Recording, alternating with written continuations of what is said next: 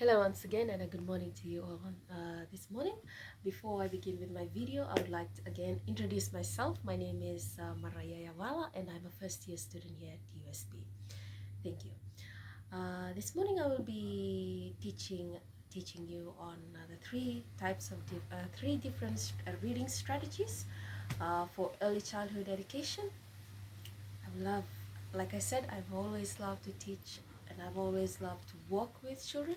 So some of the things that I've managed to understand more of these three different reading strategies is to allow students to be more creative, to be more understanding on the ways in which they would picture themselves on the things that you are reading to them. It would also help them be more interested in what you are able to share with them and also help them involved in what you are reading to them.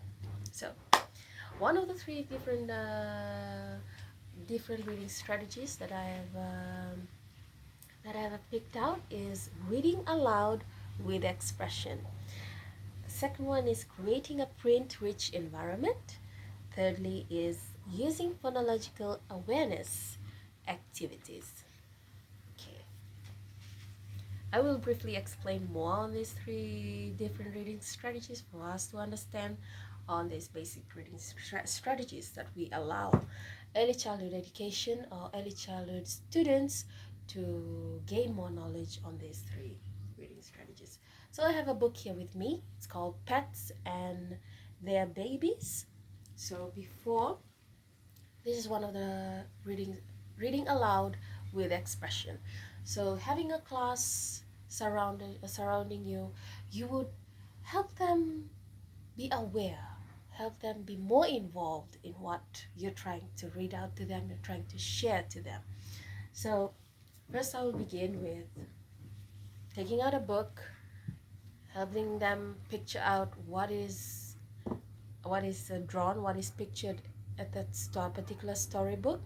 There you see a dog, a rabbit, and a cat. So then I would ask them, do you have pets? Do you love having pets? Do you enjoy having pets? That's something that we are all interested in. So a dog is a man's best friend, sorry. So then I would turn on the first page, and what is about. So the first page would be about, okay, dog, cat, rabbit. They would understand more because these are some of the pets that they see more often or every day or regularly. Then I would turn on the second page. It would interest them that a donkey, because we normally only see horses or cows, but a donkey, yes, that would be eager for them to be more interested. It depends on the environment or the place that you are teaching or the country that you're living in, on the types of animals that also live in that particular country. So they'll be more interested as, what is a donkey? Do they live here? Are they more playful?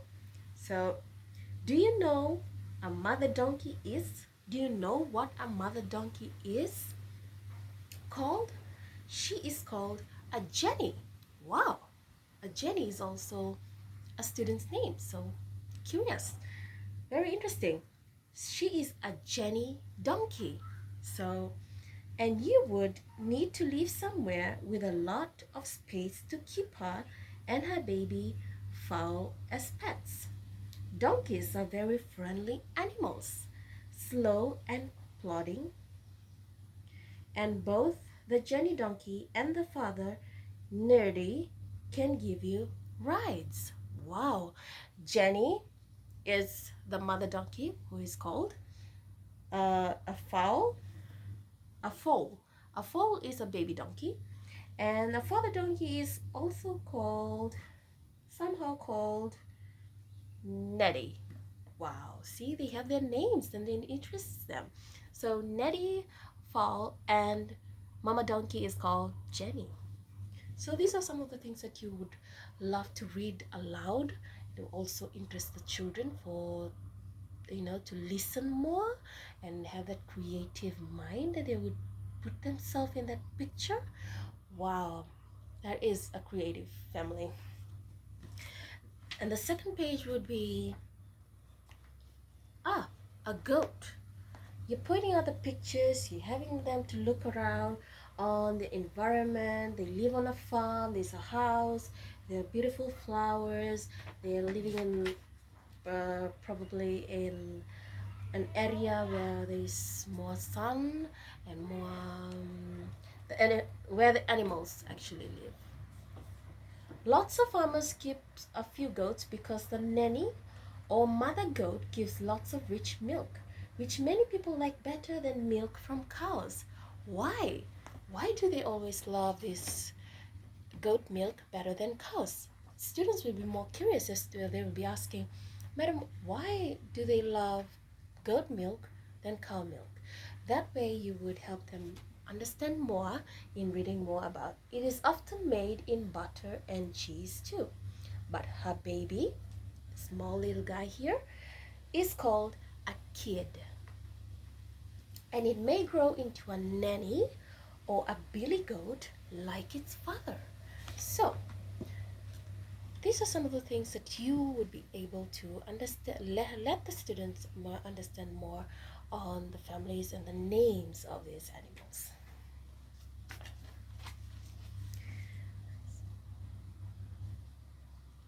Then you point out to another picture that includes the hamsters, or they would be curious to, you would point out, you would ask them first, what kind of animals are these? And they would be curious, okay, man, that could be a rat, that could be a mouse, because they haven't seen, or maybe they're curious too. So you would, the reason why we are able to read them aloud, give that expression that you help them be more invested in it, invested in what you're reading about, is something that would allow them to understand more. So these are not rats, these are not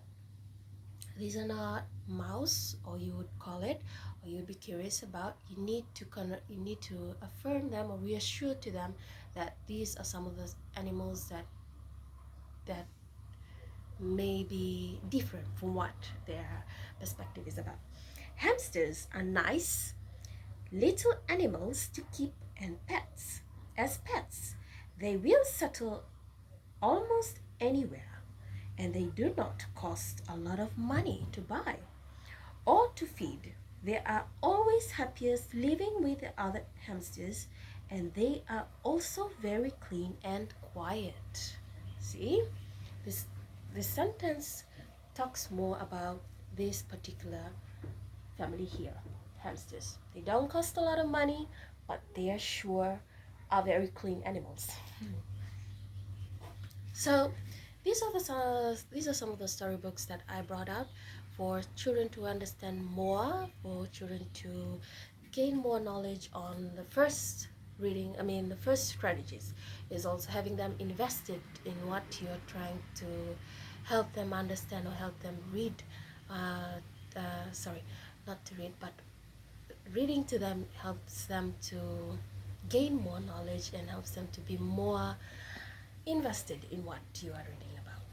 Okay, the second strategy of reading would be about creating a print-rich environment. So this includes by making children aware of the functional print like labels and directions like signs and packaging. This involves more about the types of signs like, let's say, okay, there's a sign of a spillage, helping children to understand more. Ma'am, why is a sign saying stop, or why is a sign saying spillage? It would help them to read more and understand what the picture is about.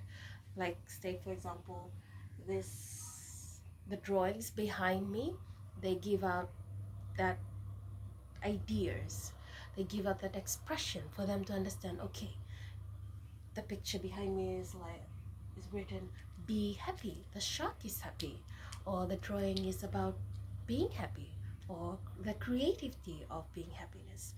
So that's something on creating a print-rich environment on the second readings strategies. The third, lastly, is using phonological awareness activities. This is another method of reading strategies. It would also allow a fun way to introduce phonological awareness in kindergarten is through clapping words game. This would allow the students to clap their hands for each word in a sentence and help them separate words and build the words based on like, for example, rhyming words. Like, you just clap your hands. Okay, students, let's rhyme men. Men can, based on the vowels, the phonics that is used. Or take, for example, what I've drawn here, a letter T. So that is something to do with a drawing on a turtle. So the turtle starts with the letter T, T, T, T, T. Or trousers that you've seen right here. That starts with the letter T, tra, tra, ta, ta, trousers. Or t-shirt. I would be asking the students, okay, students, can you demonstrate on based on my demonstration, I will be asking them, what is, when you hear the word t-shirt, what do you reckon? What is the word that you would pick out, they would understand? They would ask, okay, the letter T. So that way you would understand more, that the children have gained more knowledge on based from the picture that is drawn and what the letter starts with. That way the children would understand, okay, this particular image, oh ma'am, that's a turtle. So turtle, okay, what comes after turtle? What is another random animal that starts with the letter T? A trout, a type of fish that is usually being used in other countries. What is another letter starts with the letter T? You would help them understand more on this, using phonological awareness activity. Make them aware about their surrounding and the words that they use and the words that they understand on the alphabets, or the types of ideas that they can create more on this. So that's something that I have picked out on the 3 different reading strategies to teach early childhood education in Naka.